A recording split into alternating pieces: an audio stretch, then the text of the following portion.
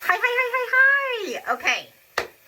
This week on the podcast was just a bizarre story. It was about a woman named Richard Hamlin. She'd been married for about 20 years by the time the whole ordeal was said and done. And it wasn't until the last 5 years of her marriage that her husband got really wonky on her. Buckle up, it's a doozy. So, like I said, they were married for 20 years. They had 4 kids together, 2 older boys and 2 younger girls. Susan is said to have been very smart, very intelligent. She was top of her class in law school. And in fact, it was in law school when Susan was 27 and Richard was either 27 or 26 going on 27 when they met. Anyway, they both met in law school. Susan is said to have been quiet, shy, really reserved, whereas Richard was really outgoing, charismatic, and she said it was his charisma and charm that really drew her to him. Today, guys, they have a really short whirlwind romance, like 6-month engagement, and then they get married. Now, after they get married, why does that smell like cancer? After they get married and graduate law school, Richard convinces Susan to stay at home and be a stay-at-home mom, and he would go out and be an awesome attorney and an awesome breadwinner. And you guys, he really was. For 17 years, Richard was a prominent defense attorney. He made like $700,000 a year salary. And mind you, they got married in 86, so he's making damn good money for the times. They live in Sacramento amongst the elite. $1 million home.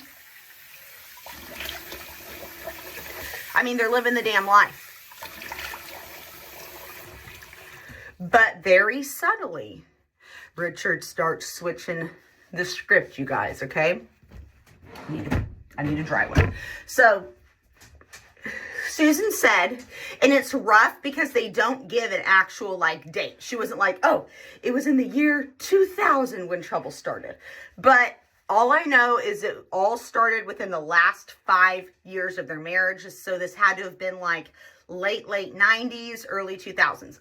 But Susan said, you know, Richard first made it seem like her and her dad had a really weird relationship.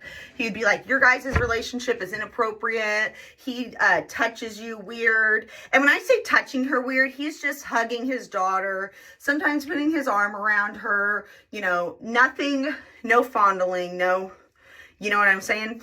So Richard starts just subtly planting the idea that Susan and her dad have a totally inappropriate relationship. And Susan's like, this is crazy, Richard. Like, me and my dad do not have an inappropriate relationship. And he's just like, okay, all right. Very mild accusations at first. The next subtle thing Richard did was he basically made Susan become a sexually submissive person. So if he wanted it, he got it. And if Susan didn't feel like it, he would act like she was in the wrong. Like something's obviously wrong with her. If you don't have the stamina I have, something's wrong with you, Susan. That's kind of the image that Richard starts portraying to her. Well, Susan, I guess, is a lot more prudent than Richard. And after some time, Richard's like, you know what? I figured it out, Susan. I know why you don't want to do the laundry as much as me, and I know why you and your dad have such a weird relationship. Your dad obviously, as a child, right? It just makes sense. And Susan's like, hold up. No, dude, like that is definitely like you did not hit it on the money at all. And Richard's like, no, seriously, Susan, like, let me help you. Let me help you remember. And Susan's like, remember what, dude? I have no idea what you're talking about. So they kind of go back and forth subtly for a while until Richard ups the ante. And he'd never hit Susan before.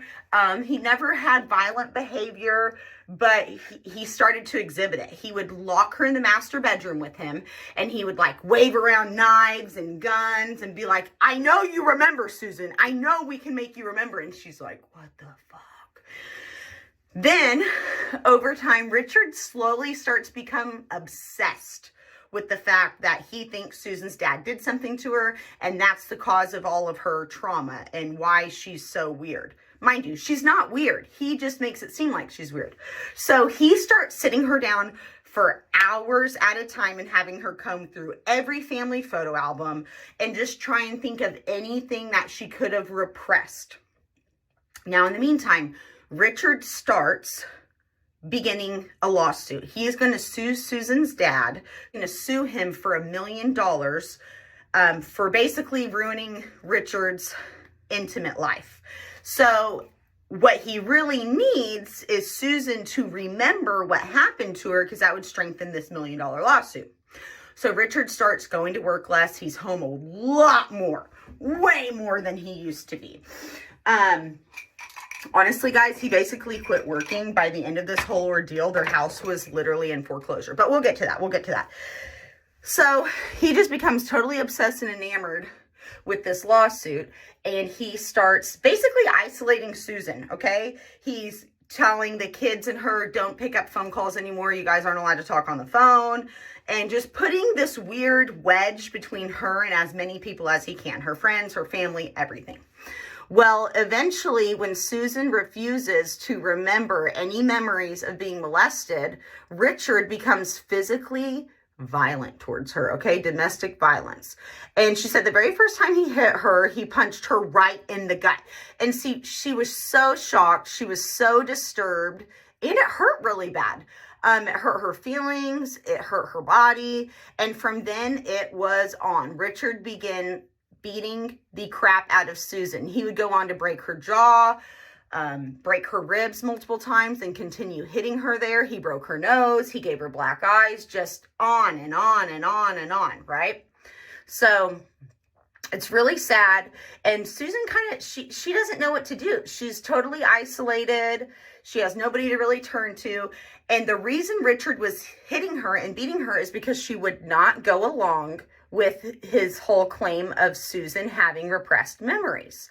So eventually Susan becomes so fearful of Richard, she starts going along with whatever he says, right? So he starts giving her these repressed memories, like, your dad did this, right? Yes, yes. And makes her journal them. And then he makes her tell some of their, like, the little acquaintances that they do have left that, like, yes, I did recover some memories of trauma from my dad, and, I do want to sue him. And he's just making her say these things out of fear. Like, she's afraid to not go along with what Richard wants. So eventually Richard has Susan in 2003 write her dad a letter outlining all these alleged accusations of molestation and abuse at the hands of him and some of his friends and family. It's a hot mess. And her dad, now mind you, her and her dad had a really close relationship. She really loved and respected and valued her dad's opinions. And that's probably why someone controlling like Richard decided, like, I got to go to the head of the problem. I gotta isolate her from her dad. So I think that's why he chose this route. But anyway, they had a really close relationship. So Susan's dad was really confused. He's like, what are you talking about, Susan? Then Richard, like 2 weeks after Susan sent this letter, he went to Susan's dad's neighborhood and he started passing out flyers to everybody, claiming that Susan's dad was a child predator, that he'd, been hurting Susan her whole life, and claimed that he hurt Richard and Susan's children as well. And Susan's dad is so nice. He said he had to send something through an attorney to them. And he basically said he does not want to cause Susan any further stress or trauma. So he doesn't really know what to do, but he knows that they've got to stop saying things like this. Anyway, Richard responds by going ahead and filing the lawsuit that he'd been working a couple years on slowly. And as soon as he filed that lawsuit, guys, he became super paranoid. He was extremely paranoid that Susan was conspiring with her dad to kill him. Now, this is all supposedly. Nobody really knows if Richard actually believed this stuff or if this was all just part of his plan. We'll get to his plan. So after the lawsuit's filed, Richard's increasing paranoia. He's home all the time now, basically. He's like always there. The kids are home for longer periods of time. Even the school said something about it, and they said, well, my mom got hurt. She hurt her ribs, and we all have to kind of help take care of her and each other. So things are getting weird. So one day, these Jehovah's Witnesses knock on the door. I want to say this is at the very, very tail end of 2003, or possibly the very beginning of 2004, like December, January, in that time frame. And these two Jehovah's Witnesses knock on the door. And Susan answered, and, you know, they're like, oh, blah, blah, blah, and she sent them away. And Richard said, I know that those were contracted killers that your dad has disguised and sent here to kill me. And he actually grabs one of his handguns and he runs outside and he tries to shoot at these Jehovah's Witnesses, but he accidentally shoots himself in the damn leg. So Susan, in a panic, calls 911 for an ambulance, and the police and medics arrive. And Richard said, he admitted, I shot myself in the leg. However, when he went inside and talked to his children, he told his children, see, kids, see, they tried to shoot me. They are trying to kill me. So Richard won't tell police or authorities these crazy accusations.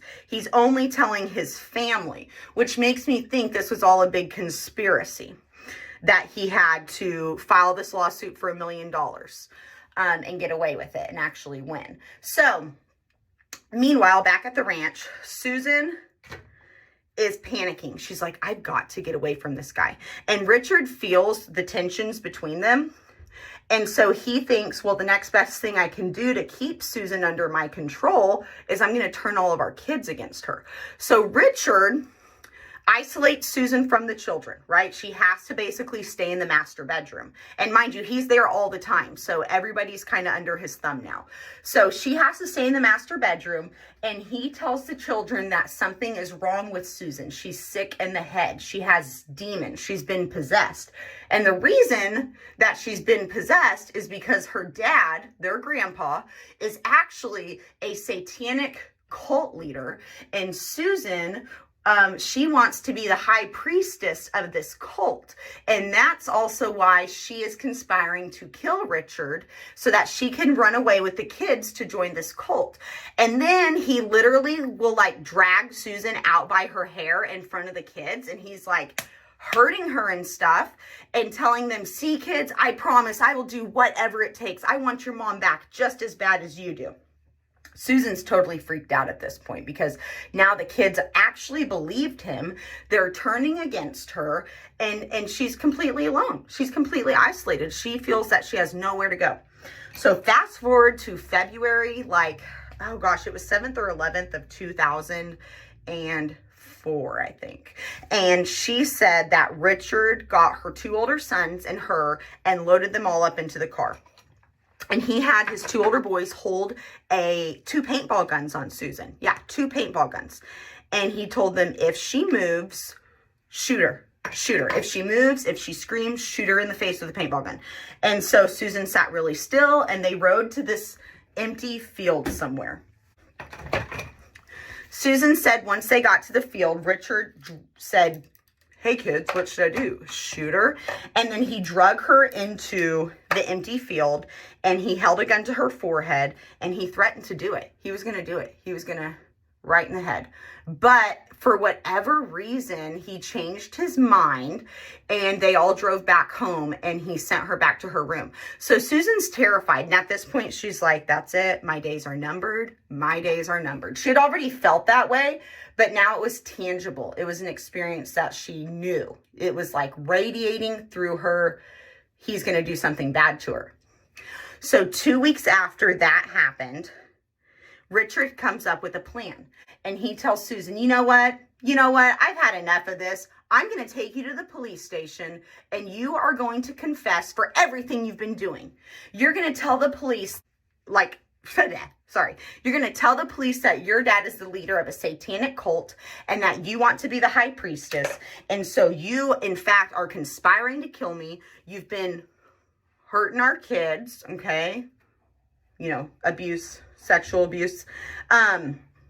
to our children, and I want you to confess everything. And Susan was like, oh my God, yes, absolutely. I will go to the police station with you right now, and I will tell the police all of that. I'll confess to everything. And he said, and you're going to tell them that you are specifically conspiring to murder me with a cult member named Rock Clum. And that's where your black eyes came from. So Susan's like, oh my gosh, absolutely, absolutely, absolutely.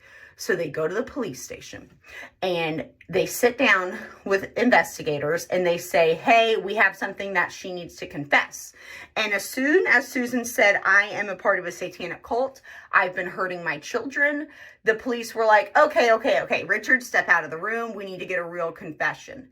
And Susan gives them the full story.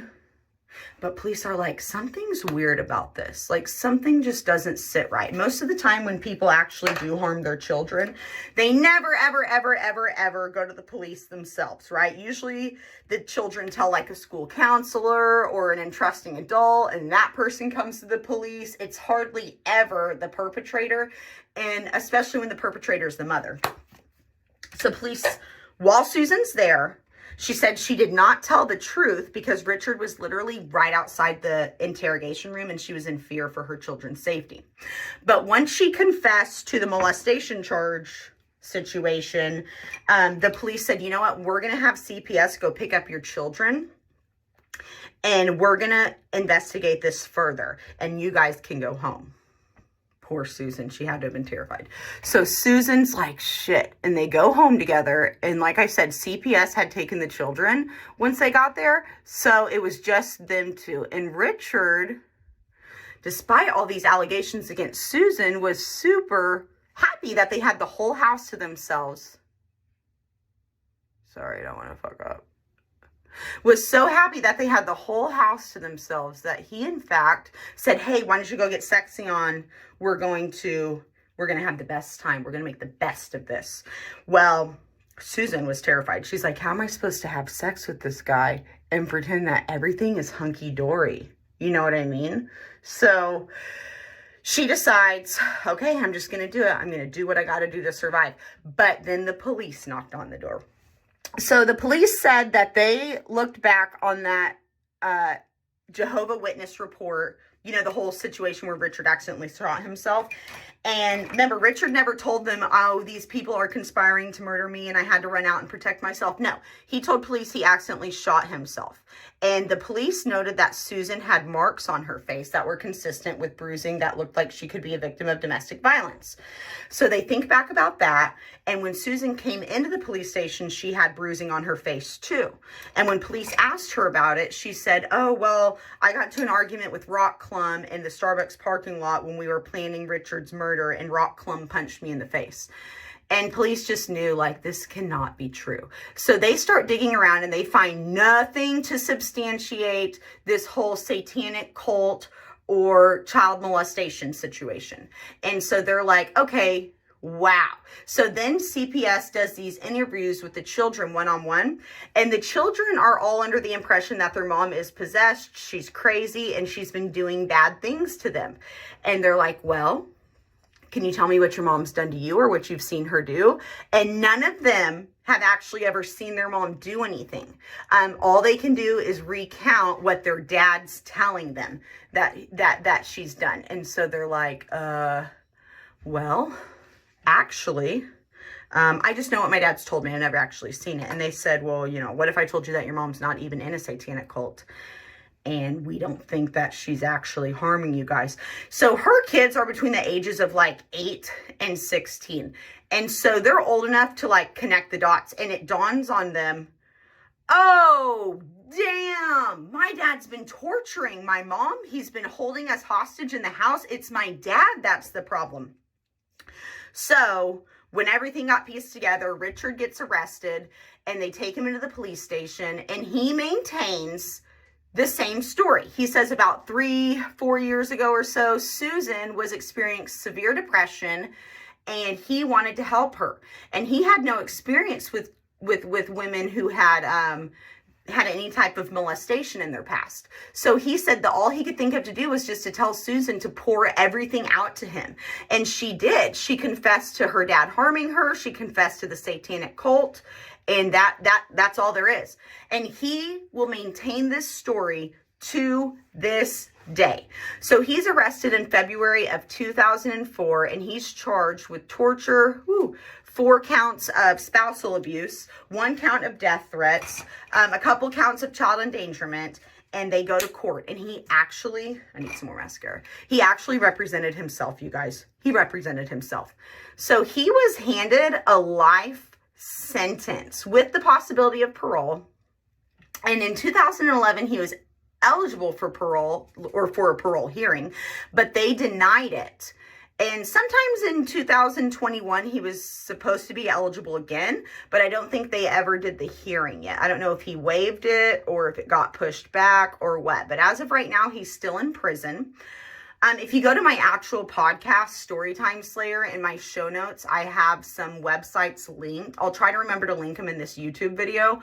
But he actually has a whole conspiracy page on this crazy website outlining his version of events, which adamantly maintain that Susan is, in fact, wanting to be a member of her dad's cult. Everything he said was true. Yada, yada, yada, yada, yada. By the way, Richard did represent himself. I don't know if I said that already or not. He had been a prominent defense attorney for 17 years. So, I mean, I don't think it's that weird in this case that he represented himself. Susan said she had to get up on her feet quickly. There was no time to powwow and whine.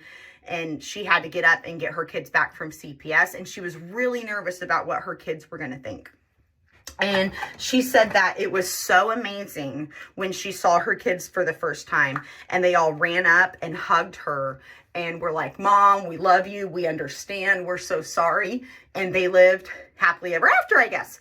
And Susan was actually able to repair the relationship with her dad. She said that they spoke about the whole ordeal one time, just one time. And then her dad wanted to put it behind him, and she was extremely apologetic, and they did repair their relationship as well.